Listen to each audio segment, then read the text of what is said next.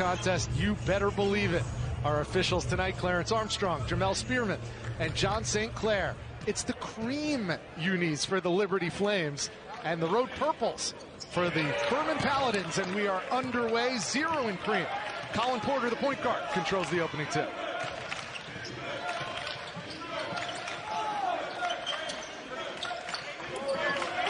Here's Kyle Rode, already the Conference USA Player of the Week. Matheny off the mark, and the rebound to Marcus Foster. The first 5 for Bob Ritchie and the Furman Paladins. 3 of them returning starters from last year's NCAA tournament team. Foster being one of them.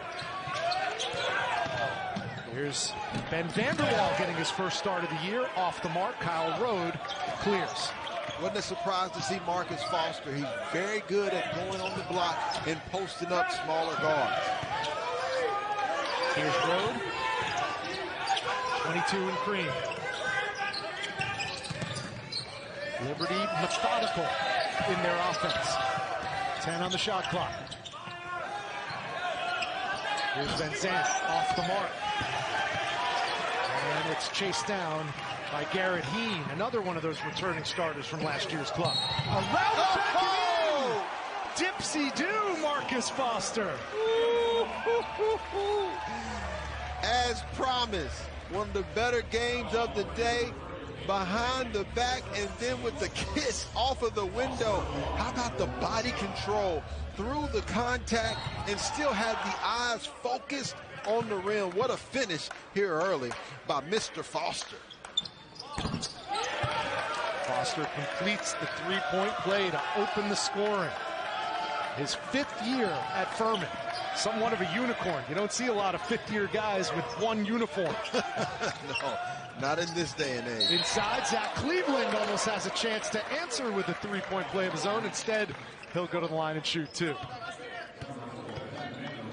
Zach Cleveland, I think, is the silent assassin of this Liberty team. He does a little bit of everything.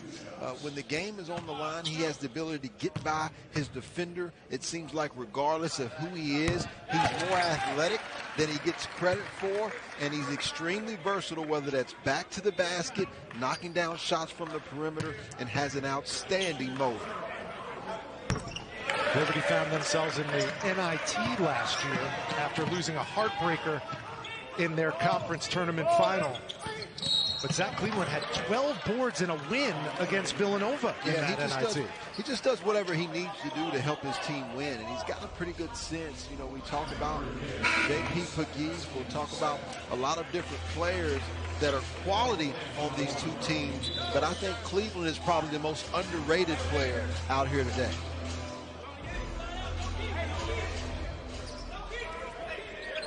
And there is J.P. Pegues, the author of one of the most memorable March Madness shots that you will see. As a matter of fact, they call it the shot in Greenville.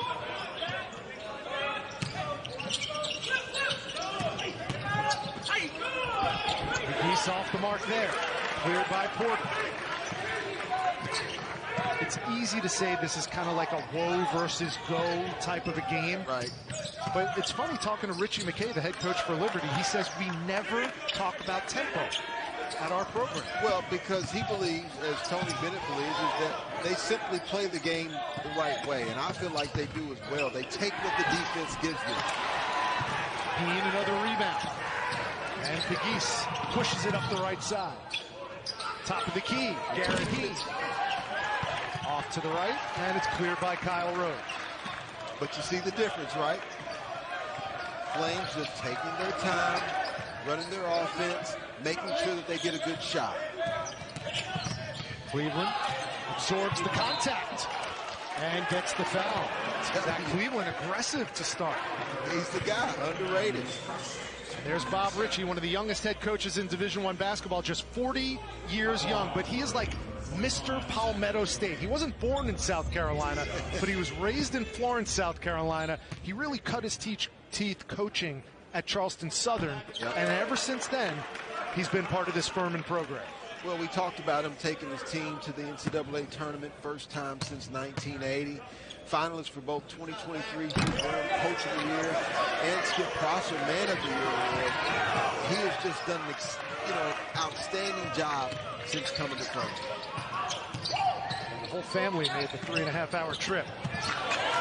P.J. Smith tried the shovel pass, but good recovery by the Flames. Porter might have gotten away with a walk. Now he tries the three ball off the mark and gobbled up by Garrett Heen, who's got a few rebounds already. Now Foster working on Bryson Peoples. And he gets it to go. Bully ball for Marcus Foster. He is an early 5. And Rich, let me tell you something. Watched him play a lot of games. That's all day. He has great timing and poise when it comes to the rim. It's hard to take a charge on him, but he continues to just back you down to get where he wants to go on the floor. Picked off by Pegues.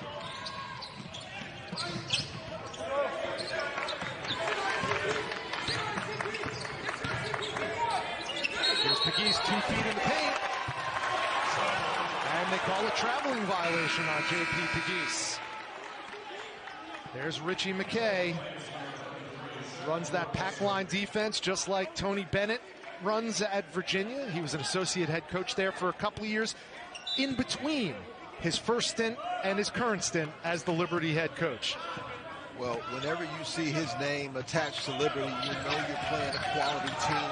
You know you're playing guys with outstanding character. He exemplifies that in everything that he does. Here's Cleveland driving in. Porter thought about the 3. Peebles shot it and came up short. P.J. Smith, the transfer from Lee University in Nashville. A foul's called, and we have our first timeout. And when we come back, more on J.P. Pegues, Mr. Big Shot from Furman going to and then nothing but nylon. J.P. Pegues, and I'm telling you what, he continued to keep confidence after that shot, almost having a triple-double in his season debut this year. That's right. They lost in the second round to eventual national runner-up San Diego State. But the die has been cast for Furman. There is no secrets about the Paladins anymore. They are now the hunted and not the hunter. And Pegues comes away with it. 29, 9, and 9 for J.P. Pegues. Didn't play in the first game due to a foot injury, but in his second game back, I said 29, he had 23, but still just 1 point, 1 assist shy of a triple-double his last time out. I'm sure J.P. doesn't. He'll take sure he doesn't mind. Give him an additional 6 points. Shiloh Robinson checks in 33 and cream for Richie McKay. Comes long on that 3-ball. They need Shiloh Robinson's athleticism, his versatility in this basketball game. You see they put his size now up against Foster. Carter Witt, his first action. Quick shot off the mark. Liberty 0 for 7 so far from deep. They came into this game, first 2 games of the season, shooting 46% from 3. And now they go inside. Road, Scott 2. Physical, more aggressive that time was Liberty on the offensive glass. Richard McKay calls Kyle Road the best leader he has ever been around. That is high praise. Foul on Pegues. He'll go to the line and shoot 2. Sunday afternoon, it's a men's college basketball doubleheader at Madison Square Garden on ESPN. Number 5, UConn, taking on the Indiana Hoosiers at 1 Eastern. Then it's number 19, Texas, taking on the Louisville Cardinals. An exciting day of basketball in New York City. And yes, it's on a Sunday. It might be NFL Sunday, but it's college basketball season once again. Yeah, those are must-watch hoops. You know, you look at Louisville, who started out at 2-1. Coach Kenny Payne, I think, had something to say to the fans, probably just trying to get more support for those young men. I think they had a 20-point victory over Coppin State. Texas and Coach Rodney Terry doing a tremendous job, and Coach Woodson, of course, at Indiana versus Coach Hurley, the defending national champs. Indiana's not getting a lot of run in the national media. I think they are a team to look out for in the Big Ten. They got a couple of really good freshmen who've come in and a couple of veteran guys who've hung around. I think they're going to make some noise in the Big Ten. Here's Rode. Strong to the hole. Comes up short. Yeah, he double pumped at that time. Didn't need to.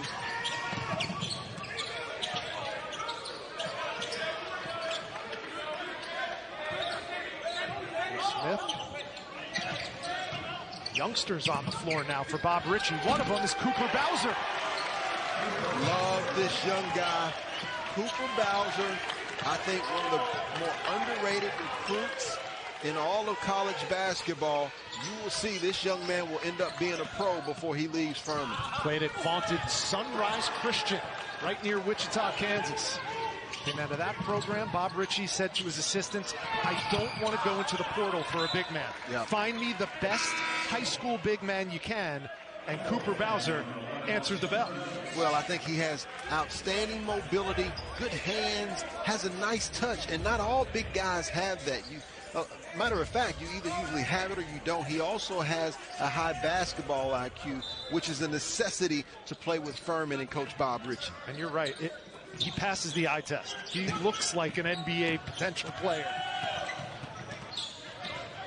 He's got size. He's got length. 7'5" wingspan. Manning the middle now for the Paladins D. Flames struggling to score. Porter, contested three off the mark. But they get an extra 20 seconds. Matheny, number 3, 4-3. How often do you see an offensive rebound lead to a wide open three-point shot? David Matheny, his first season at Liberty after 3 at Bowling Green. He started all but one game of his college career.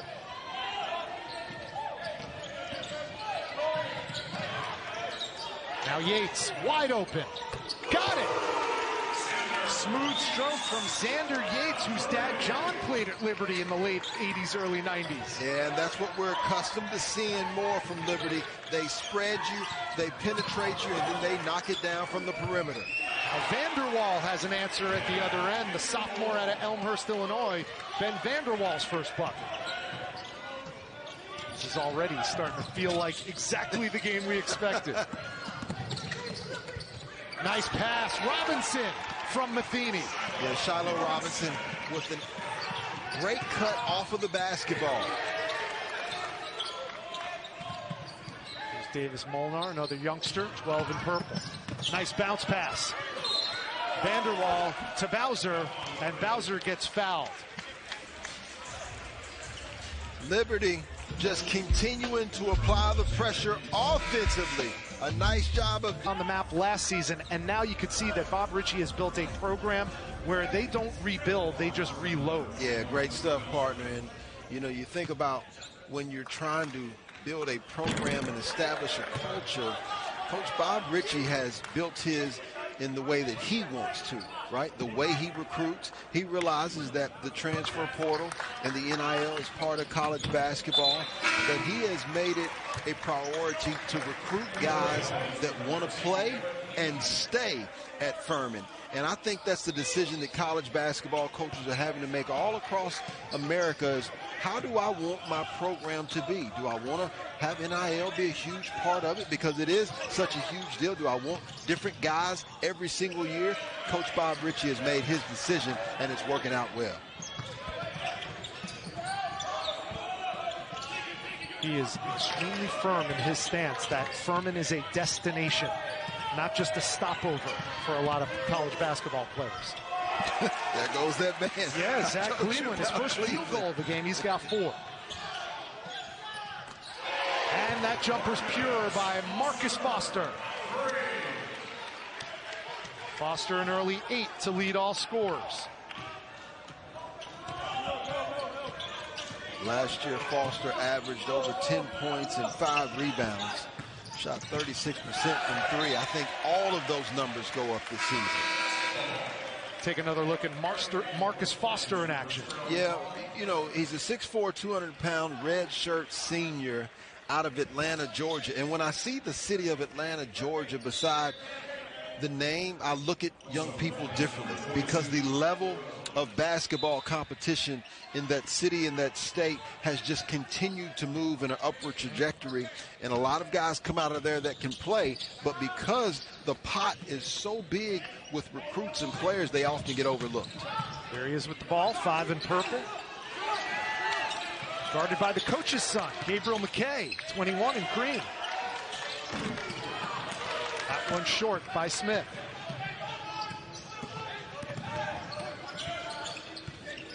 Chance for Liberty to take their first lead of the ball game.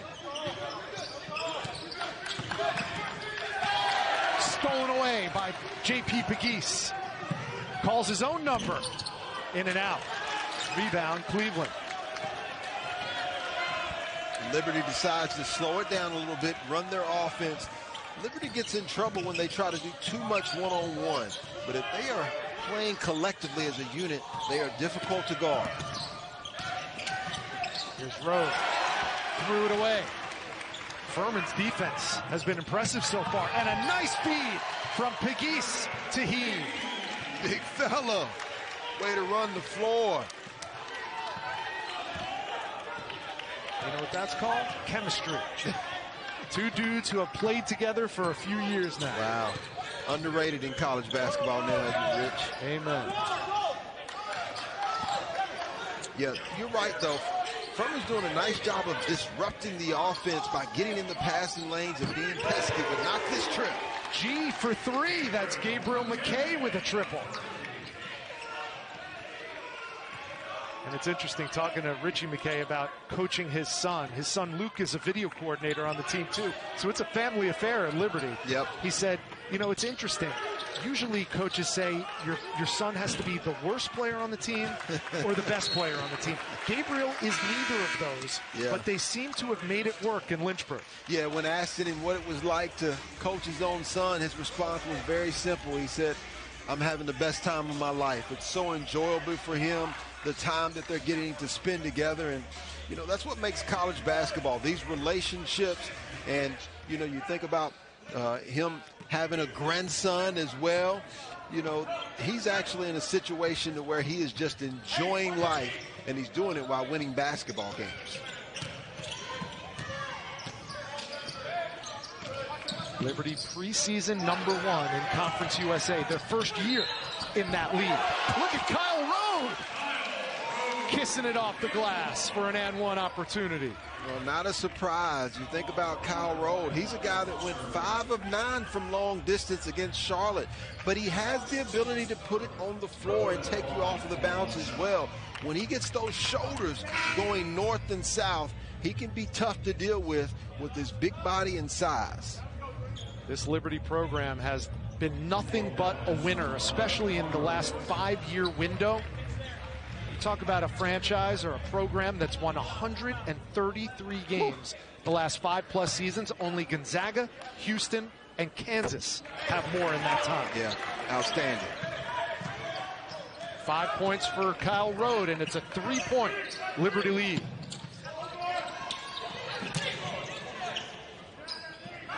Foster, another triple.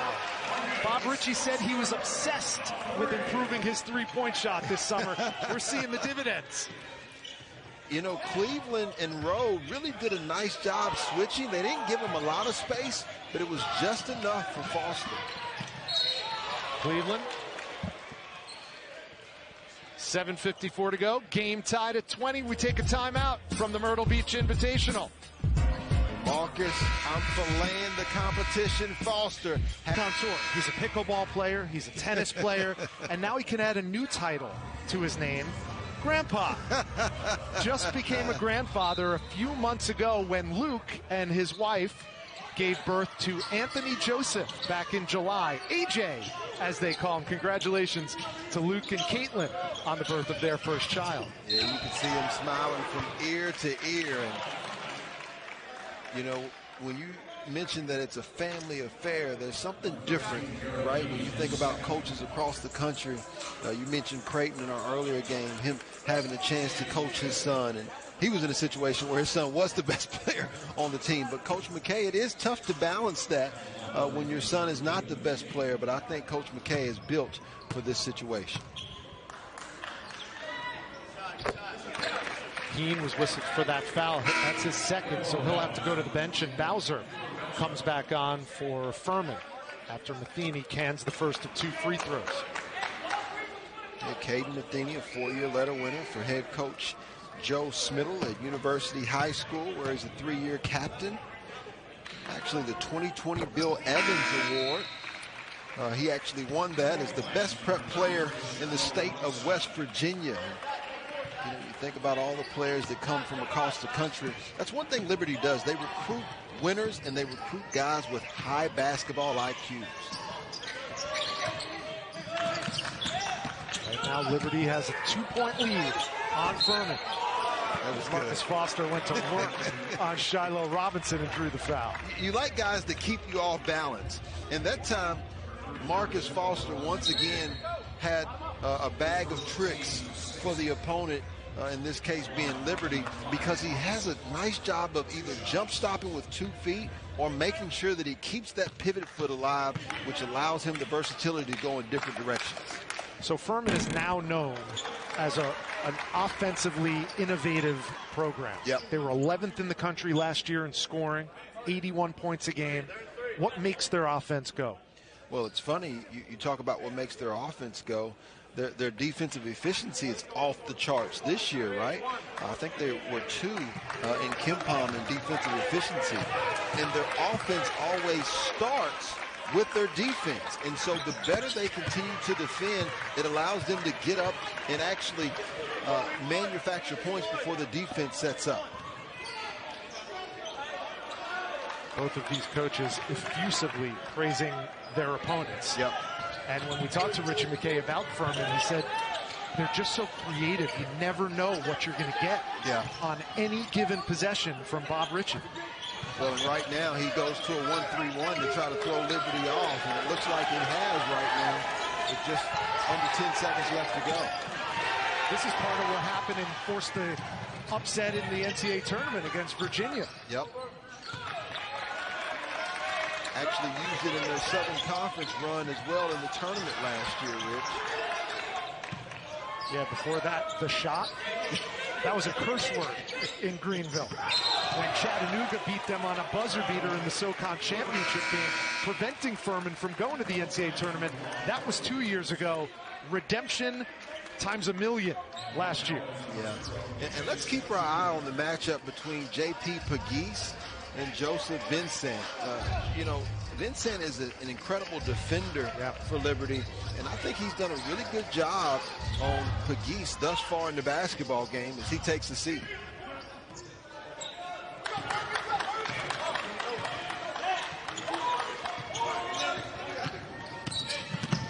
Porter. Nice. And Rose, short on the 3. Here comes P.J. Smith up the floor.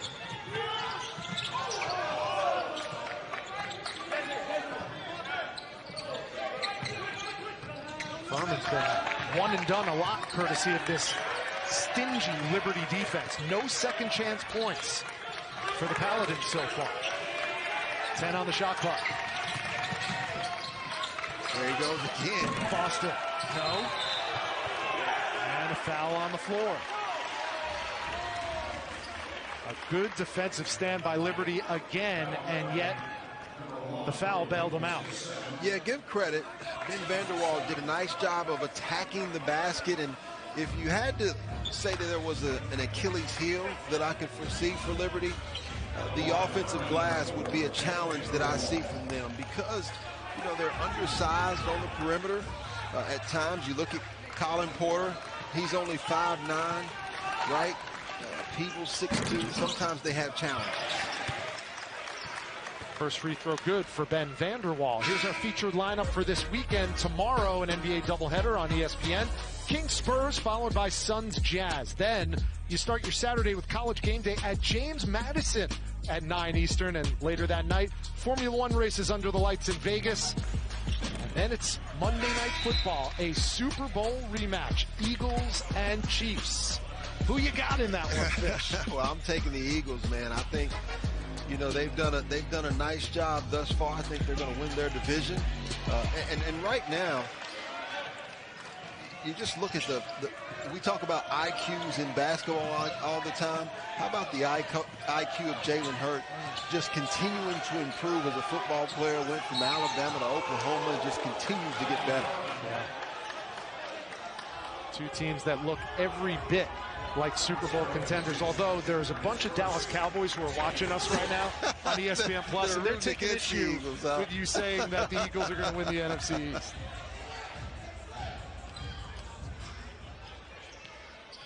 Damian Fishback, Rich Hollenberg, the rest of our ESPN crew. Myrtle Beach Invitational, the final quarterfinal of this Thursday.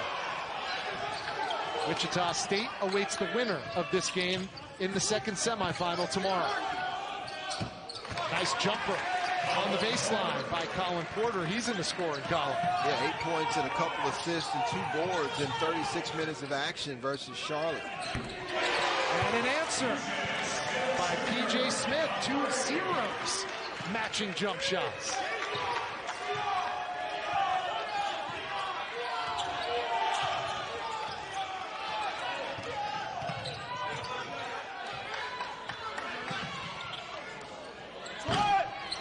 That 3 ball off the mark. Offensive rebound to Rhodes. Kyle Rhodes, so fundamentally sound. I like that. Giving Marcus Foster some of his own medicine on the block. And look at Carter Witt taking it strong into the paint. This is such a prime example for young players. If you're watching the game of basketball, if people are telling you back to the basket is finished, watch this game and understand that you need to continue to work on that regardless of position. Carter Witt, number 11 in purple, was a starter his freshman year at Wake Forest. Yep. He transferred to Furman and is now coming off the bench, and Bob Ritchie couldn't stop praising Carter Witt for maintaining such a positive attitude. Takes a lot of humility. 1 on the shot clock. Number 1 can't knock down the 3. Brody Peebles comes up empty. Counting down to 4 minutes to go in an exciting first half. Foster got away with one there. And they're going to get the foul on Peebles. I like the call. And the reason I like the call, Brody Peebles was in trouble. There was really nothing that he could do, but he tried to get it too quick, right? And I told you that Marcus Foster does a nice job of staying under control to where it's difficult to take charges on him. If you're Brody Peebles there, you've got to stand in there and you've got to fight a little bit harder until Marcus Foster puts that shoulder down and really tries to run over you. Foster already with 13 points, make it 14 with that free throw. Scored 16 with 7 rebounds his last time out in a win against Belmont. 4 for 9 from 3-point range in that contest. Yeah, what a game, right? Furman almost put up 100 points, 99 points against another school who is known as a giant killer in Belmont. Now a game high 15 for number 5 in purple as he goes to the bench for a breather.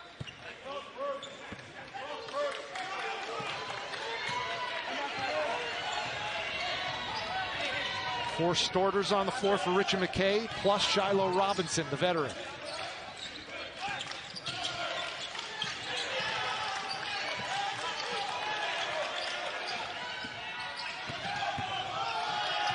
Ten to shoot. Road does. Can't knock down the 3 in traffic. Furman a chance to extend a 5-point lead. Witt. Off the mark, weak side rebound to Robinson. More of Liberty's tempo right now. They haven't been making a lot of their shots. Only 3 of 12 from the 3-point line. but they're playing their style of basketball. They're getting good looks. Look at Carter Witt fighting for the basketball. And with that, we take our final timeout of the first half. 3:24 to go. Furman, 31. Liberty, 20. It's been quality basketball. College of Charleston, you think about them, they came out, they got to that 15-point lead, but Vermont, who could have put their head down, did not quit. They really tightened up the screws defensively, held them to 3 of 25. That was the difference in that basketball game. And then here today, I love how both of these teams are playing a really clean basketball game. Only 8 turnovers between the two teams, playing basketball like it's supposed to be played. We're on the same page, partner. I was looking at the scoring sheet. Only 2 points off turnovers total in this game. Cleveland 1 for 2, cuts the Furman lead to 4. Here's Foster. Shiloh Robinson brings the double team and hacks Marcus Foster. Robinson's second foul. Foster will go to the line. And Marcus Foster has an old school game to him. He's like that guy when you're playing pickup basketball. You look at him and you're like, how does he keep winning? It's because he understands how simple this game is. He took his time, just used the dribble to get to his spot on the floor. A nice shot fake to get them in the air, and now he's back at the free throw line. And he makes the first. He's perfect from the line tonight already. 6 for 6 for Marcus Foster. And that's been the difference in this first half. Furman's got to the free throw line and nailed their free throws. And they prevented Liberty from getting to the free throw line on their end. And I think it's the reason why Coach Richie McKay actually put Joseph Vincent back in the basketball game. My guess is he's assigned to Marcus Foster.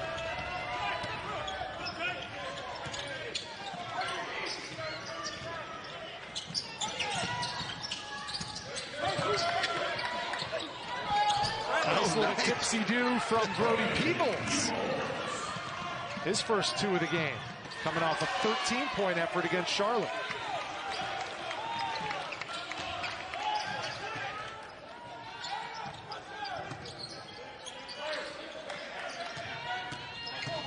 Peebles.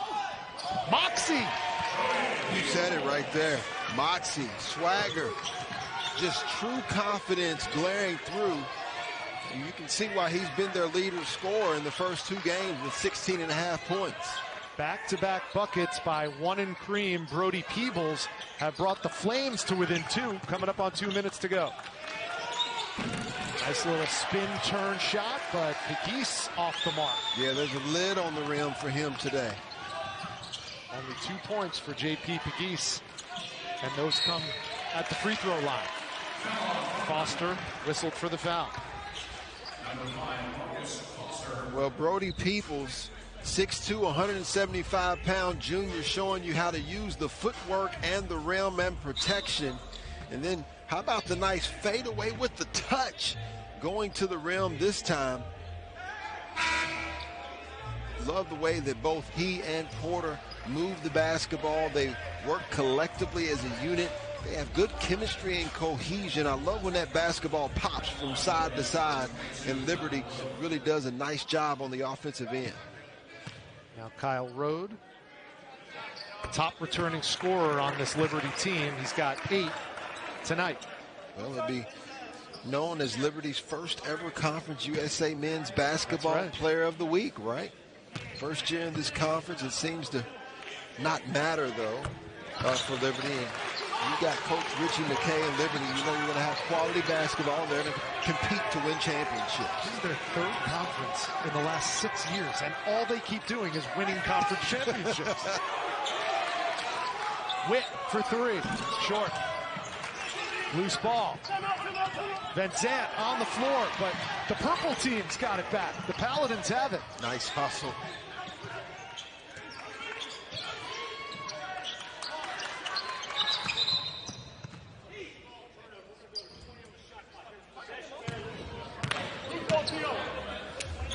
John St. Clair stopped play in front of the scorer's table. Not quite sure why he did that. Well, I think he was saying that there was a change of possession when they were going after that loose ball, and when P.J. Smith actually regained possession, then there should have been a resetting of the shot clock. As usual, Damian Fishback is correct. And now John St. Clair is explaining that to Richie McKay.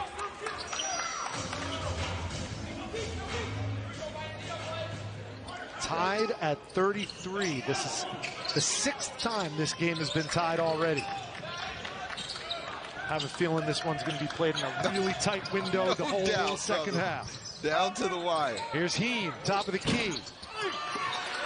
Hasn't found the range so far tonight. And Rode has another rebound. 9 points, 4 boards for Kyle Rode in the first half.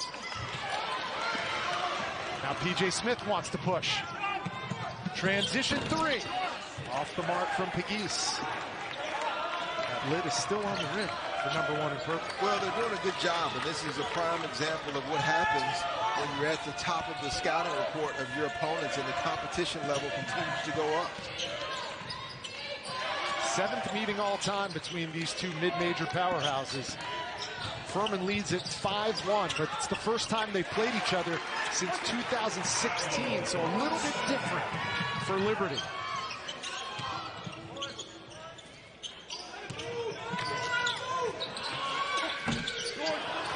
Around and out. And now Liberty can hold for the final shot of the first half and go into the locker room with a lead. Liberty is exactly where they want to be. I like the chess move, though. A 1-3-1 zone now by Furman before they go into the half. Peebles with 6 seconds left. Nails the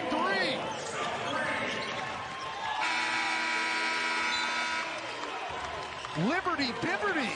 38-33. The Flames go to the locker room with some Uncle Mo on their side. They lead Furman. The bright spot. J.P. Pegues actually went 0 of 5 from the field. This is not likely to continue for him. The other side, though, is you don't expect those turnovers from Liberty, and so they're going to be hard to come by as far as fast break points. They only had 5 of those in the first half. Furman in their road purple unis start with possession in the second half. Here's Pegues. And right off the bat, J.P. Pegues answers the bell. Yeah, I would imagine that Coach Richie kind of just gave him a little look like, you know, what's going on? You going to play today? And so he just looked more aggressive on that particular play than he did the entire first half. And there's Coach Richie over there laughing like that's more what I expected from him. Pegues can't complete the 3-point play, but that's his first field goal of the night. It's a Furman team that came in averaging 91.5 a game. They were held to 33 by one of the better defenses in college basketball. It's Cleveland working on Foster. The double team comes. 5 on the shot clock. Here's Rode. Tough 2, and he's fouled. Kyle Rode will go to the line. Liberty's so disciplined. Their cuts, their penetration, their vicious cuts. They move with a purpose at all time, and that all stems from Coach Richie McKay. You talked about it in the first half, you know, them basically winning conference championships no matter what conference they're in, whether that be back in 2013, 2020. And I expect them to do the same thing this year. And one of the reasons is because they take care of the basketball. Offensively, they get good shots, which inevitably helps their defense as well. Can't sleep on Liberty in basketball. You can't sleep on him in football. They're 10-0. No doubt. One of only 7 teams in college football undefeated at 10-0. The others, Georgia, Michigan, Ohio State, Washington, and James Madison. Just got all kind of tricks in that bag, don't you, Rich? I know it's easy to forget. It's still college football season as well. All us hoop heads are just so jacked for the Feast Week festivities going on. How about that for 3 from Caden Matheny? And that is why. You can see why he started 63 of his 64 games in his 3 seasons at Bowling Green. Nice look ahead. Cleveland with the flush. Hello, Cleveland. All right, you've seen a half now, Rich. What do you think? Is he the silent assassin or not? Well, I'm trusting what Richie McKay said. He said on a team full of nice guys, he's the meanest nice guy we have.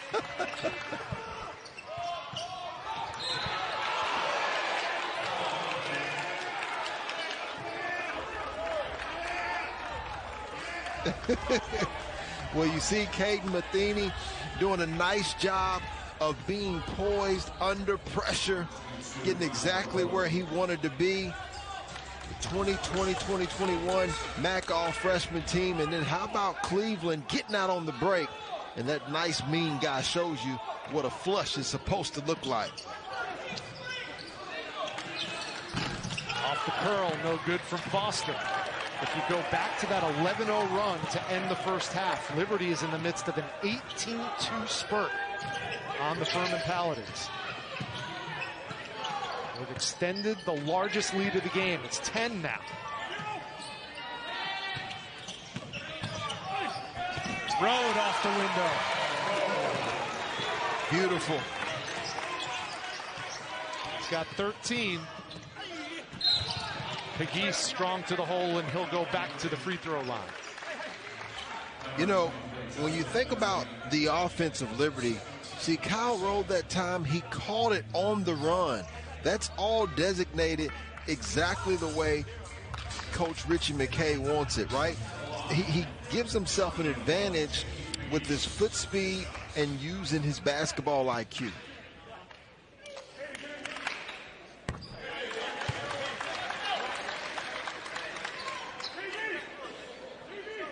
Pegues with 5 now. They're going to need a lot more from him if Furman's going to overcome this tough Liberty squad.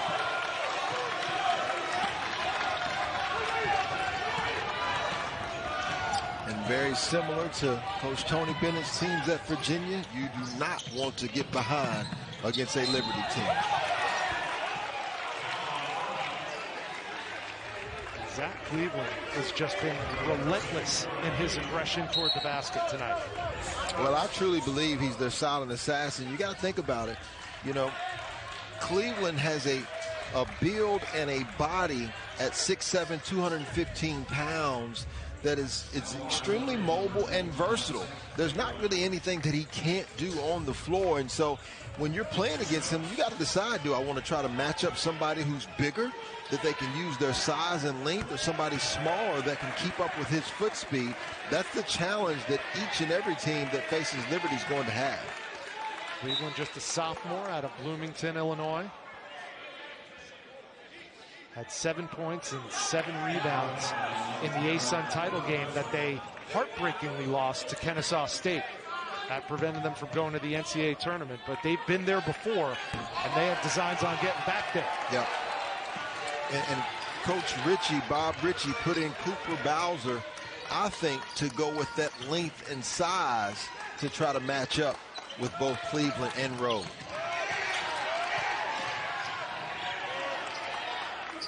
One thing we know about Furman, whenever they're down, they're never out. No doubt. They proved that last year. Foster just puts his head down and gets to the rim. Love it, love it.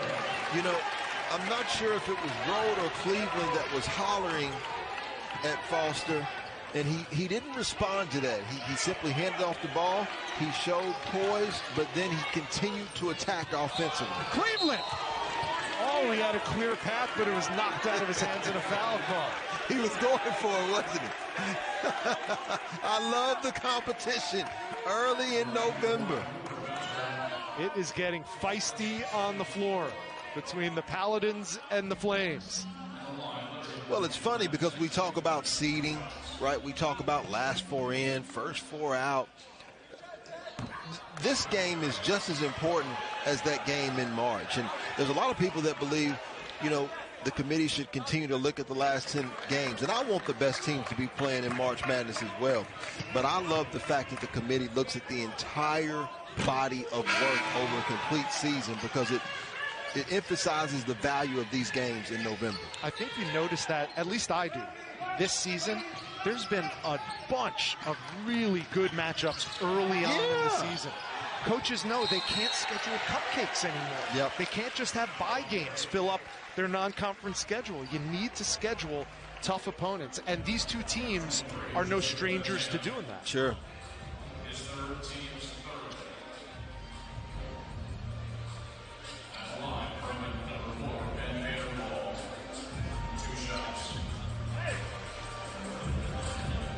That last foul called on Joe Van Zandt, his third.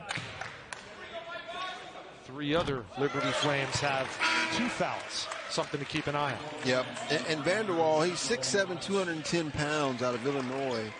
You know, he had 7 starts, and he actually played in all 36 games as a freshman. He averaged close to 5 points and 3 rebounds per game and reached double figures 5 times. So he's a guy who I think that Coach Richie is really looking to take that next step this year, if you will. And you always look for that going from that freshman to sophomore season. I think he can take that next step with given opportunity. And maybe that's part of the reason why he inserted Ben into the starting lineup tonight for the first time in 3 games.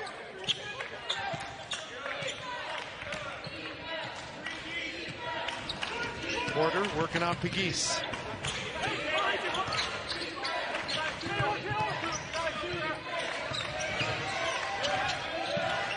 Road bodies up Vanderwall. No good. Off the back iron. Here's J.P. Pegues.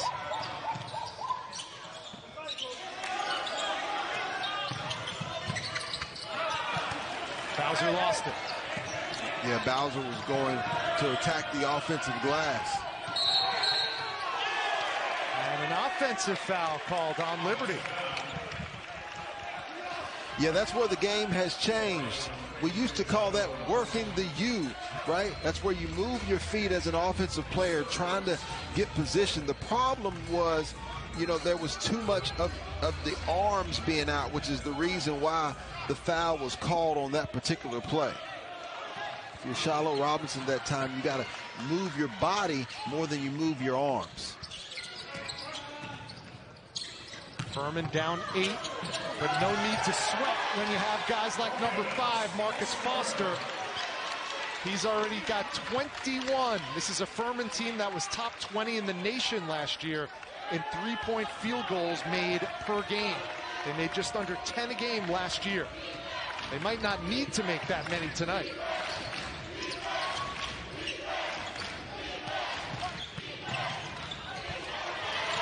Knocked out of bounds by Bowser.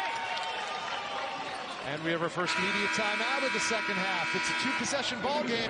The Flames, 6-point lead over Furman. For me, and Caden Matheny almost came in and sat on our laps.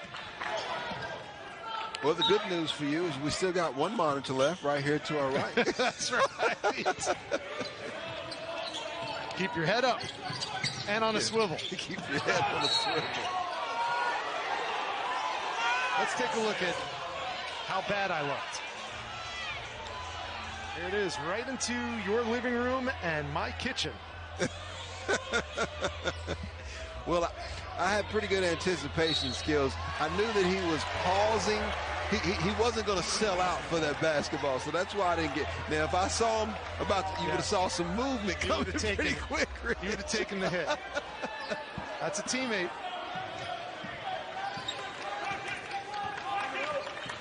It's 49-43, Liberty with the ball and the lead, and Colin Porter adds to that lead. His first bucket of the second half.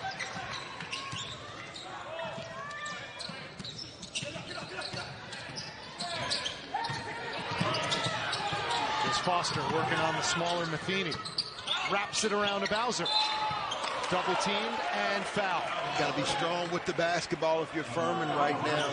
You look at guys like Porter and Caden Matheny. They're smaller at 5'9" and 5'10", but they're strong physically. They play with a lot of tenacity. They use their hands a lot and their bodies, and they don't back down.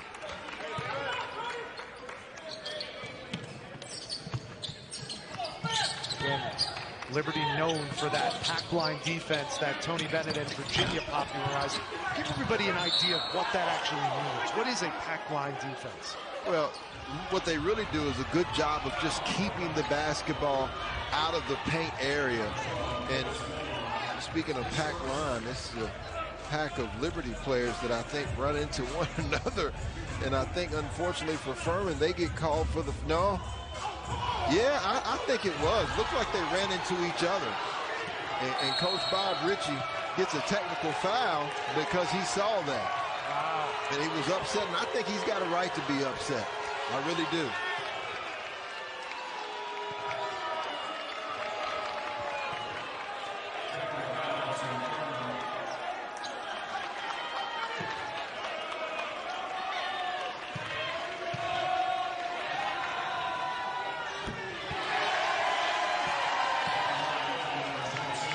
I think that's a tough break against Furman.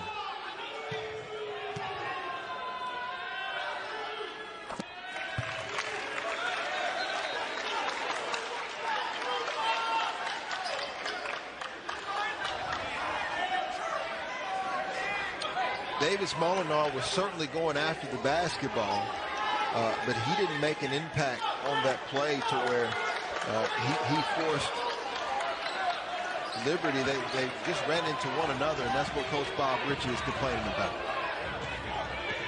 Those type of technicals could kind of swing either way for a team, right? It could fire you up, or it could debilitate you.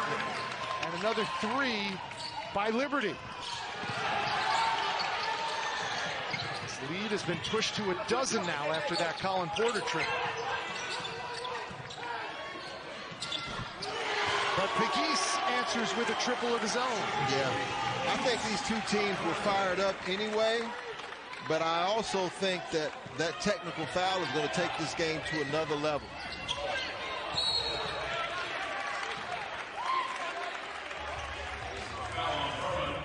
Another foul called on Bob Ritchie's Paladins. Davis Molnar whistled for his first foul. So Molnar to the bench. Carter Witt takes his place on the floor. Starters are on for Richie McKay. And Rode is the top scorer of those starters. 17 for Kyle Rode. I love the duo of Kyle Rode and Zach Cleveland. Both 6'7", around 215, 220, hard-nosed competitors. Vanderwall called for travel.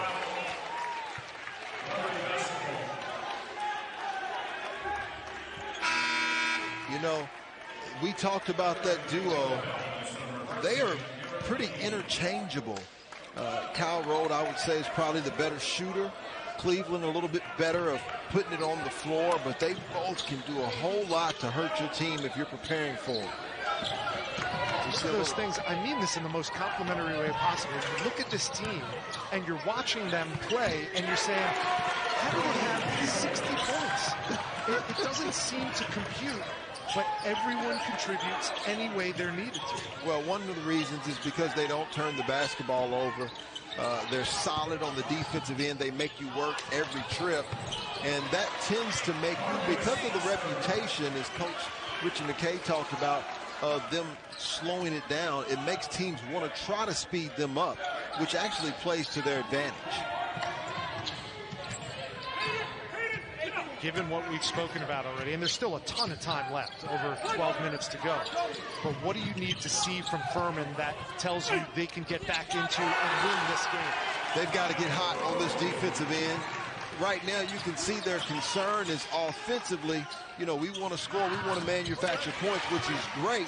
As you see J.P. Pegues again with a nice cut off of the basketball. But right now, they can't stop Liberty. And if you don't stop Liberty, then you have to go against their stifling pack line defense that's set 5-on-5 versus getting out in transition and scoring before that defense gets set up.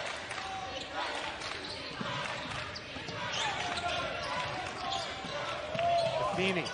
Quick. How about that from Caden Matheny, finding another gear.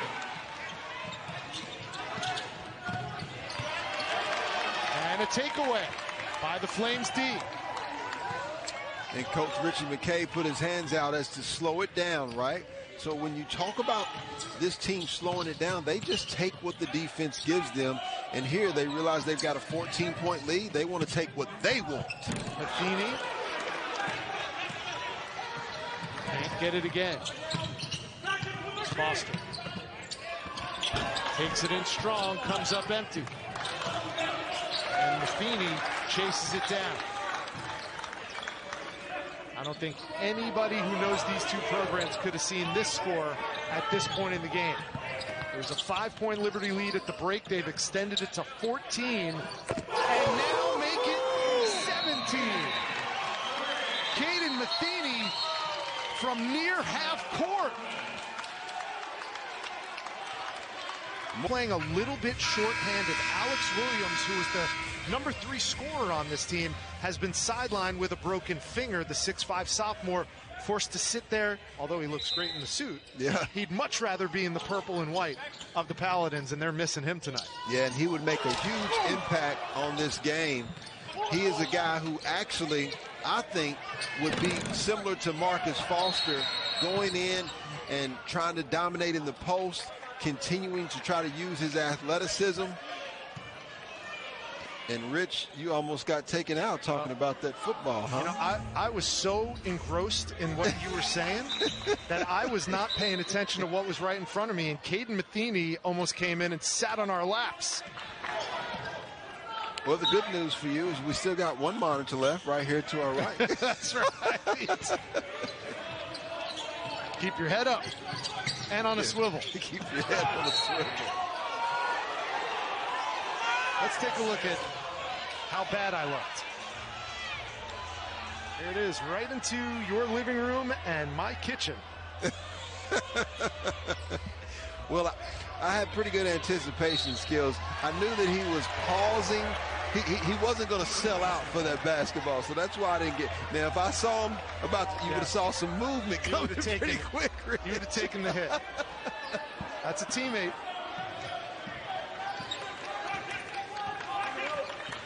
It's 49-43, Liberty with the ball and the lead, and Colin Porter adds to that lead. His first bucket of the second half.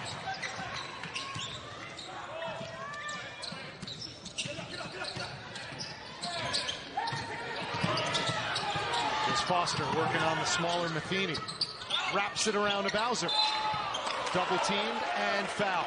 Got to be strong with the basketball if you're Furman right now. You look at guys like Porter and Caden Matheny.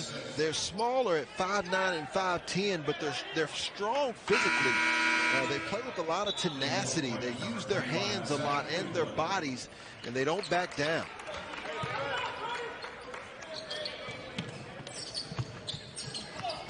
Again, Liberty known for that pack line defense that Tony Bennett and Virginia popularized. Give everybody an idea of what that actually means. What is a pack line defense? Well, what they really do is a good job of just keeping the basketball out of the paint area. And speaking of pack line, this is a pack of Liberty players that I think run into one another. And I think, unfortunately for Furman, they get called for the... No. Yeah, I think it was. Looked like they ran into each other. And Coach Bob Ritchie gets a technical foul because he saw that. Wow. And he was upset, and I think he's got a right to be upset. I really do.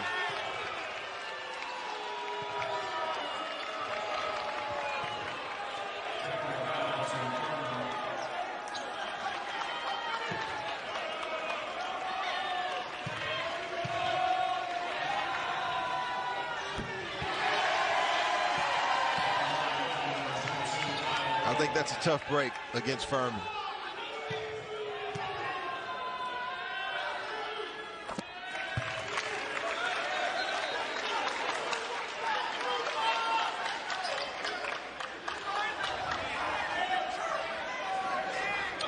Davis Molinar was certainly going after the basketball, but he didn't make an impact on that play to where he forced Liberty. They just ran into one another, and that's what Coach Bob Ritchie is complaining about. Those type of technicals could kind of swing either way for a team, right? It could fire you up, or it could debilitating. And another 3 by Liberty. This lead has been pushed to 12 now after that Colin Porter trip. But Pegues answers with a triple of his own.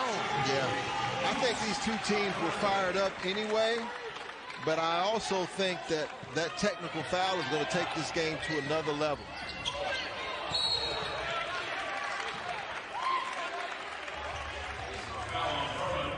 Another foul called on Bob Ritchie's Paladins.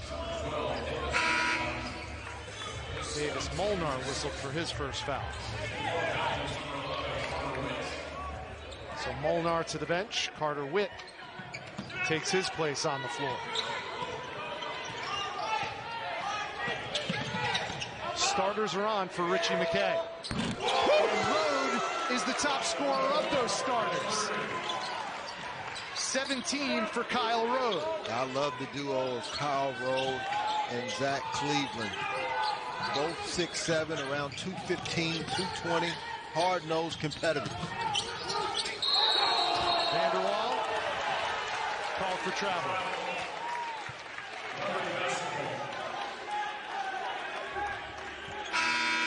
You know, we talked about that duo. They are pretty interchangeable.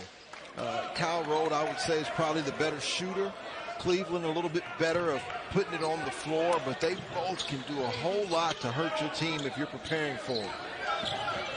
It's one of those things, I mean this in the most complimentary way possible. You look at this team, and you're watching them play, and you're saying, how do they have 60 points? It doesn't seem to compute, but everyone contributes any way they're needed to. Well, one of the reasons is because they don't turn the basketball over. They're solid on the defensive end. They make you work every trip, and that tends to make you, because of the reputation, as Coach Richie McKay talked about, them slowing it down, it makes teams want to try to speed them up, which actually plays to their advantage. Given what we've spoken about already, and there's still a ton of time left, over 12 minutes to go, but what do you need to see from Furman that tells you they can get back into and win this game? They've got to get hot on this defensive end. Right now, you can see their concern is offensively. You know, we want to score, we want to manufacture points, which is great. As you see J.P. Pegues again with a nice cut off of the basketball. But right now, they can't stop Liberty. And if you don't stop Liberty, then you have to go against their stifling pack line defense that's set 5-on-5 versus getting out in transition and scoring before that defense gets set up.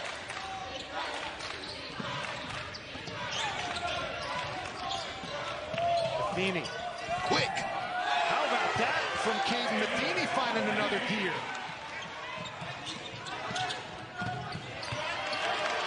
And a takeaway by the Flames D. And Coach Richie McKay put his hands out as to slow it down, right? So when you talk about this team slowing it down, they just take what the defense gives them. And here they realize they've got a 14-point lead. They want to take what they want. Matheny. Can't get it again. Foster. Takes it in strong, comes up empty. And Matheny chases it down. I don't think anybody who knows these two programs could have seen this score at this point in the game. There's a 5-point Liberty lead at the break. They've extended it to 14. And now make it 17. Caden Matheny from near half court.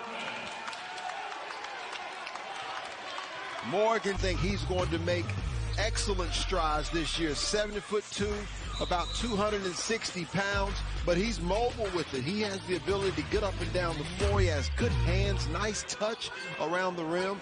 He's the guy that separates UConn. Not only he separated them last year, but he'll do it again this year as well.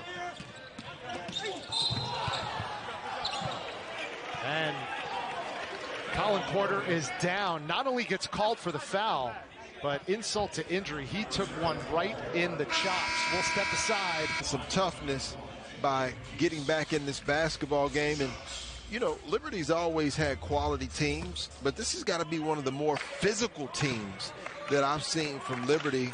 You know, they had Darius McGee, who was responsible for 31% of their points, 28% of their field goals, and about 43% of their three-point field goals. But this team is uniquely different in how aggressive they play for 40 minutes.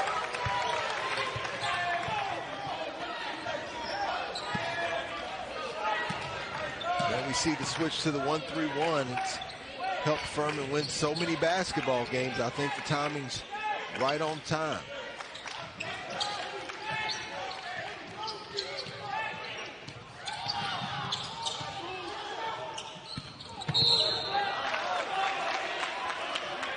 And we're going to get Pegues on the foul.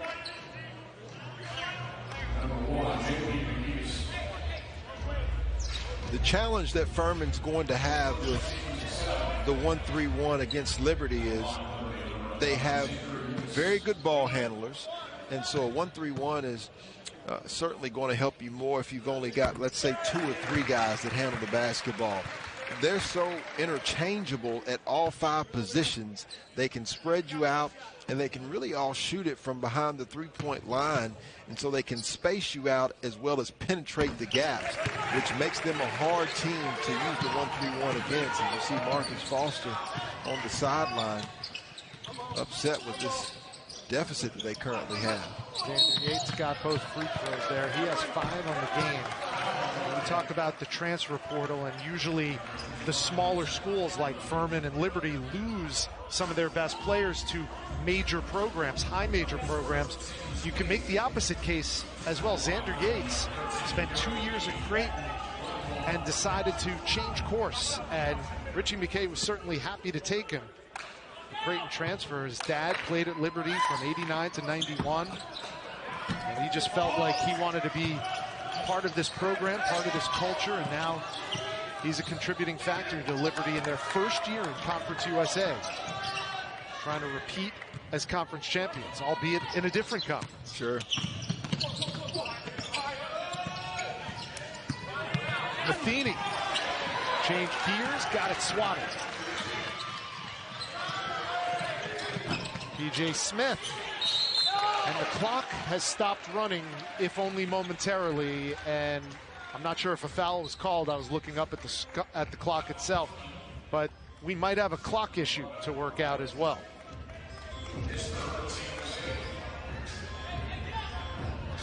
Well, I think the mistake that Furman has made is they kind of tried to make a knockout blow.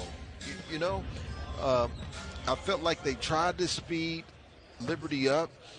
They weren't quite successful at that, and I understand they wanted to push the tempo, but the best way to beat teams like Liberty, like a Virginia, is to manufacture multiple stops and try to get them into a deficit. They were never able to really get them down a lot of points here today, and give credit to Liberty. They've been just so disciplined and sharp on both ends. Yeah, to your point, Furman's largest lead of the game was 6. That was early in the first half. Yeah.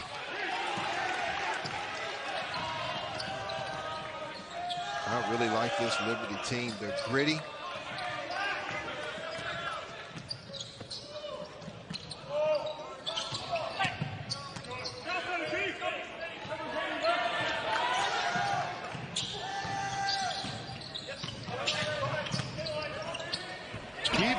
Again, spin cycle. And they are fearless.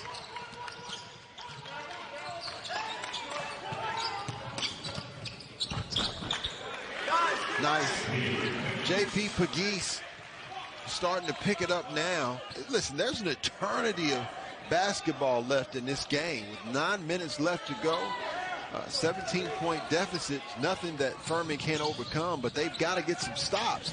And no matter what defense they play, it has not worked against Liberty. Money from the corner for Brody Peebles, who now has 14.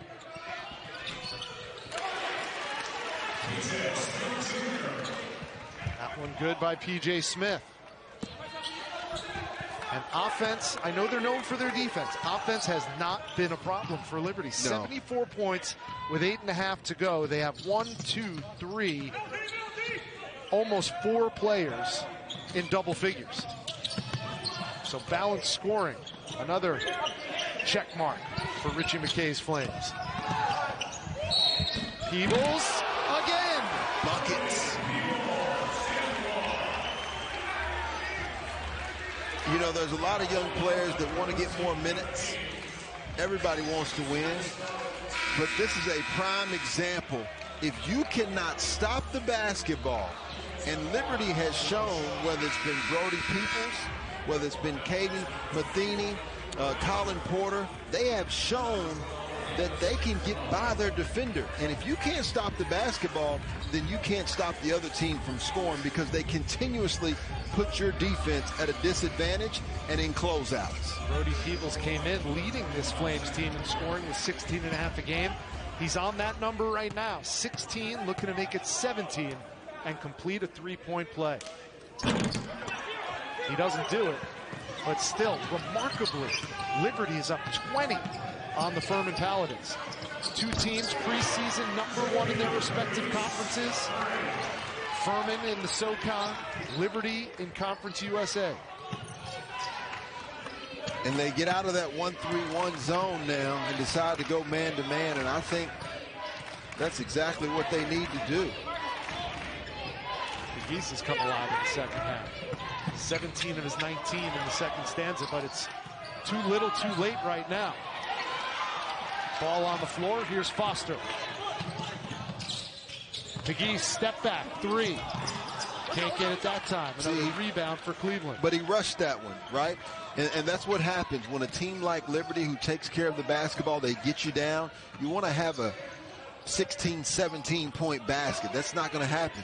The only way they can get back in this basketball game is one possession at a time, and it's going to have to start on this end against a team who has been clicking on all cylinders. Matheny having his way. He has 15. 15, and he's got another gear, too. You said that earlier. You're exactly right. He's quicker than people realize. And Pegues gets fouled, and we'll go to the free throw line when we come back. But we have a timeout on the floor. 7:01 to go. All Liberty in this second half. Didn't know about. You think about Brandon Miller when he made his run last year. It was in the tournament, I believe, in Las Vegas, right? So you have coming out parties by teams, coaches, and individual players. It's must-watch TV. 20 points for J.P. Pegues on the heels of that 23-point effort last time out in his first game of the season. He's got 21, but his team is down 17, and it's worth noting because we talked about it when it happened. When Bob Ritchie got whistled for that technical, his team was only down 8 at that point. They're now down 17 to Liberty. Yep. Tried to motivate his guys, but I think Liberty responded and got motivated just as much. Listen, these are two good basketball teams. The difference has been Liberty just knocking down shots in this second half. Foster got fouled in transition. Playing downhill is Marcus Foster, who leads all scorers with 23 points. And Marcus Foster has the right mindset. Obviously, you look at this 17-point deficit and you think we have to get hot behind the three-point line. The best way to get back into a basketball game down like this is right here at the charity stripe, trying to score while the clock is stopped. And they're going to need some help from Liberty as well. They're going to need a team that doesn't turn over the basketball to turn over the basketball, which makes it challenging. You know, one of the things that these two teams have in common, historically, traditionally, is they're both really efficient on offense. There is no better way to up your offensive efficiency by scoring when no time comes off the clock. No People doubt. don't realize that. Free throws are a huge reason why teams are ranked so highly in offensive efficiency.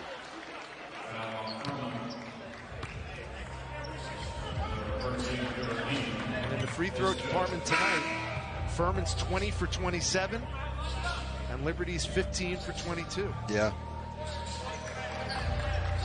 You know, a few years back where Auburn made a run to the Final Four and faced Virginia, I remember when Coach Bruce Pearl said, I think we're going to have to beat them at their own game. And they played Virginia well, right, down the stretch. Yep.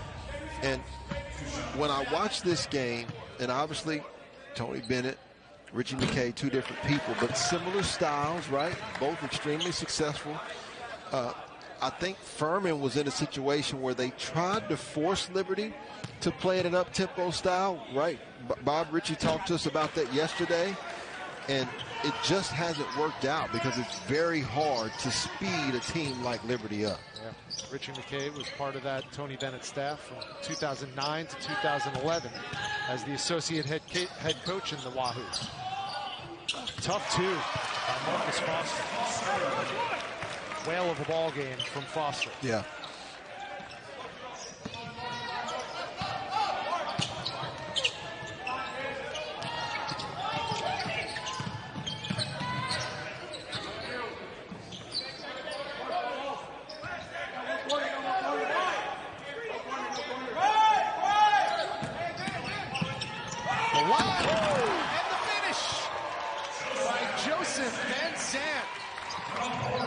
His first two of the game, and it comes in highlight fashion. Liberty just putting on a display of how to attack whatever defense Furman has thrown at them. Smith, no, with the left hand. And Zant got the rebound, and here comes Porter, 2-on-1. Another low!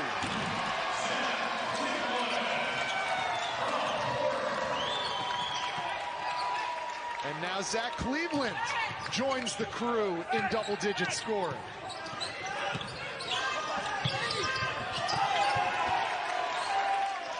Look at the consistency, though. Liberty only knows how to play one way: competitive, disciplined, poised, always under control, yet still ready to attack.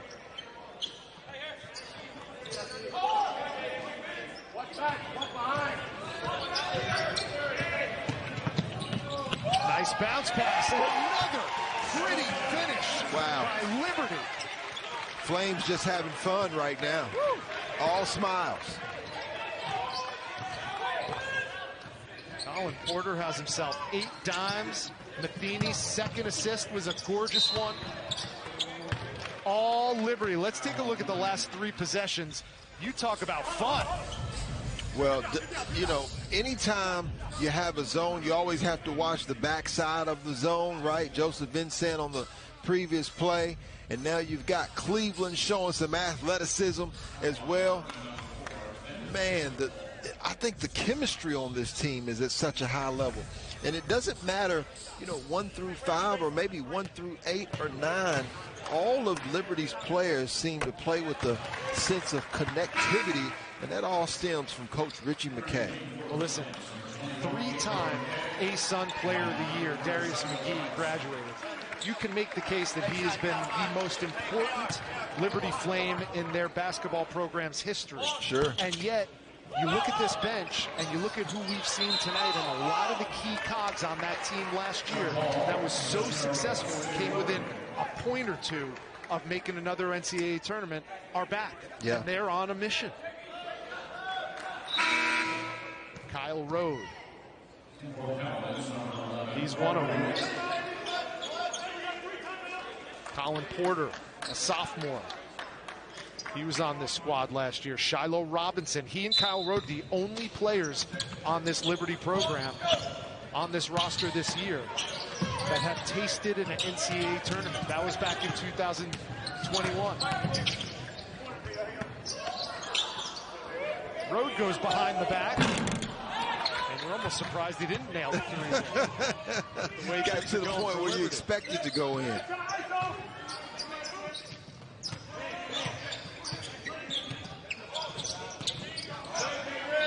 Now this is what Furman's going to have to continue to work on. They're going to have to continue to work on their half-court execution, which has been really give it to Marcus Foster and get out of the way tonight. That's a new career high for Marcus Foster. And his 5th 20-point effort. 28 points. 3 for 5 from 3, 9 for 14 from the field. But that has been the only positive story for Furman. Gabriel McKay.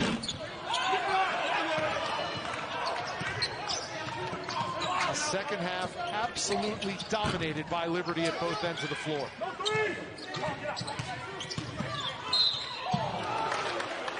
Witt fouled by Van Zandt, his fourth. And a game billed as mid-major madness has been dominated by the other night. And when Kentucky went on that run, one of the reasons why is because they basically had all 5 guys that were guards, right? And that's what Liberty brings to the table. They may not bring it to the same level in regards to the athleticism and the speed, even though I think their athleticism is underrated, but they bring that same overall value in regards to we can score, we can pass, dribble, and shoot efficiently from all 5 positions, and we're going to give you problems offensively if you can't take advantage of us with your size and length on the other end. How about these Flames shooting 71% in the second half? I hear numbers like that. I think of 1985 Villanova championship game against Georgetown. This is not the David versus Goliath matchup that was. But you just don't shoot 70%, especially against a good team like Furman. Right now, all the Flames fans watching on ESPN Plus are saying, don't use all your bullets tonight.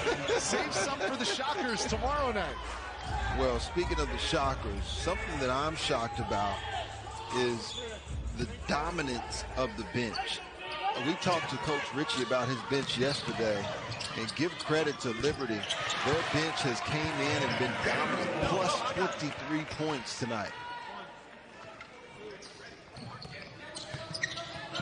They're deep, they're disciplined. Yeah. And they are certainly talented. Coming up on 2 minutes to go. A 5-point lead at the half for Liberty has ballooned to 14. And that one tapped in by Robinson. Liberty calls a timeout. Want to remind you that Sunday afternoon we have women's basketball. You know, on their route to a 2023 NCAA title, you got to start with, of course, Caitlin Clark, unanimous National Player of the Year last year, who's probably on her way to winning it again the way she's been playing. My goodness, she is electric. Iowa number 2 in the country. Foster spins and got fouled. And listen, we saw Coastal Carolina earlier tonight lose, but a really game effort by the Chanticleers. Sure. Against Wichita State. I don't want to be Cliff Ellis and have to face an angry Furman team tomorrow night in the consolation round. This Paladins team is a proud program. Sure. And I could almost guarantee you that we will see a much better performance tomorrow than we did today. You know, it's interesting. I had a chance to speak with Coach Ellis after the game, and I asked him what his thoughts were. And he said, Wichita State, you know, an incredible team. But he said, you know what? Because of this tournament, we knew we were going to have 3 games like this. And so that's where you're at because of the level of play in this tournament. It doesn't matter who you're playing the following day. You know you're going to get a quality team, a well-coached team that's going to come out and compete for 40 minutes. A career-high 30 now for Marcus Foster. We're going to have our crack staff check the Myrtle Beach Invitational history books because I don't remember. I've been here for almost all these Myrtle Beach Invitationals, D, and I don't remember a whole lot of players putting up a 30-burger. No, I don't either, and we've had some impressive plays today from different players, but I would say Foster has certainly been the best, although in a losing effort. The question is, if you're Furman, can you bounce back tomorrow and kind of put this game behind you as they will face Coastal Carolina?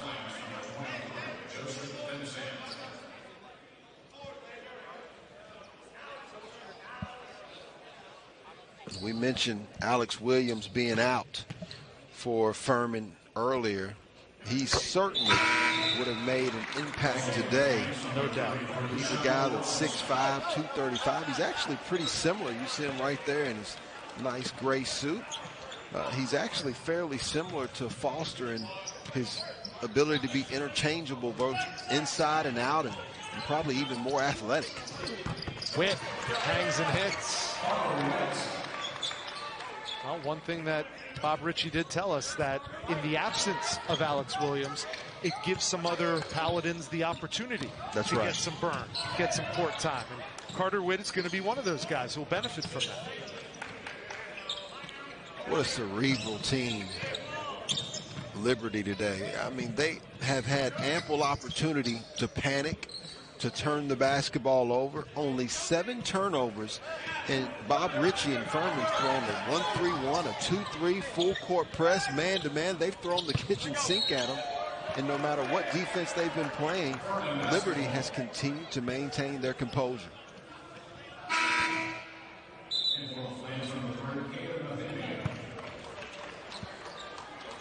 So we have 46 ticks left, just enough time for you to give us your immediate analysis in a preview of the semifinal game. Wichita State and Liberty. What do you look for? Whew.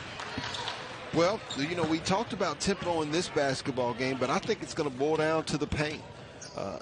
Which team can get inside and establish themselves in the paint? For Liberty, it's going to be more off of the bounce. For Wichita State, I think they have to try to take advantage on their, with their size on the interior, because if not, Liberty will do just like they've done today. They will space you, they will penetrate you, and continue to knock it down from the perimeter. Foster. He had 30, and that led all scorers, but it was not enough. The Liberty Flames, led by 5 at the break, they close it out by 14 and score 88 points in the process. 88-74